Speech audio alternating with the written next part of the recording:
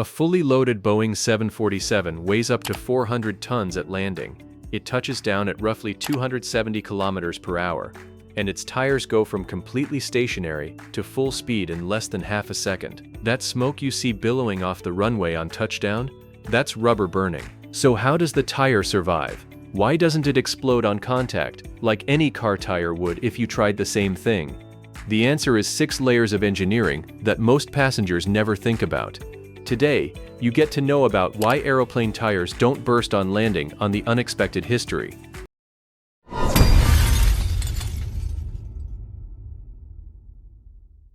Start with the pressure. A car tire runs at roughly 32 psi.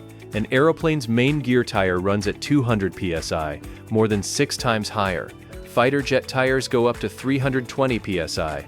That's the pressure of the water jet used to cut through steel in industrial manufacturing.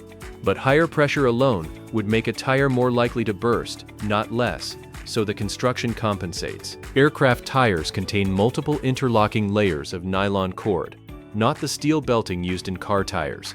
Nylon is stronger under sudden shock loads, more heat-resistant, and critically, flexible enough to absorb the impact of thousands of kilograms hitting the runway at speed. The sidewalls are dramatically thicker. A main gear tire on a Boeing 777 can weigh over 100 kilograms and stand nearly 1.3 meters tall. These are not scaled-up car tires. They're a completely different category of engineered object, because the gas in these tires is deliberately not air, and the reason why is more important than most people realize. Aircraft tires are inflated with pure nitrogen, not compressed air. 3 specific reasons. First, nitrogen doesn't support combustion. Regular air contains 21% oxygen. Oxygen feeds fire. A blown tire on landing generates extreme heat.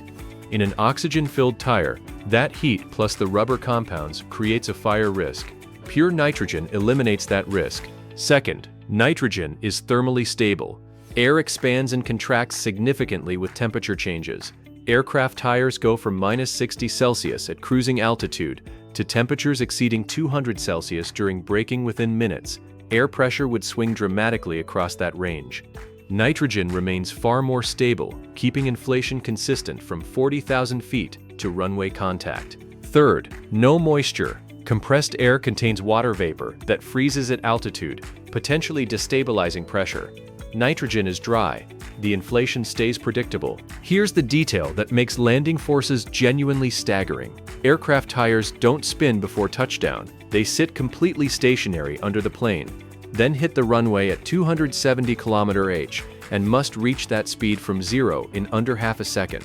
The friction involved generates heat intense enough to melt the surface layer of rubber, which is exactly what that landing smoke is. A thin layer of tire is burning off on every single landing. To manage this, the rubber compound used in aircraft tires is specifically formulated for extreme heat resistance, operating at temperatures that would cause a car tire to fail catastrophically within seconds. And, critically, aircraft don't land on a single tire. A Boeing 747 has 18 main gear tires across 4 bogies. Load distribution prevents any single tire from bearing more than it was engineered for. If one tire fails, which does happen, the remaining tires absorb the load and the aircraft lands safely. Redundancy is the final layer of protection. Each main gear tire handles approximately 200 to 300 landings before it's retreaded. The worn surface is stripped and rebuilt. A single tire can be retreaded up to 7 times before retirement. Every landing is a controlled collision between physics and engineering. The tires survive because of nitrogen instead of air, nylon instead of steel, 200 psi instead of 32, and 18 tires instead of 1. Every detail exists for a reason, and together they make one of the most violent contact events in modern transportation look completely routine. If this kind of engineering breakdown is what you came here for, subscribe to the channel. There's a lot more where this came from.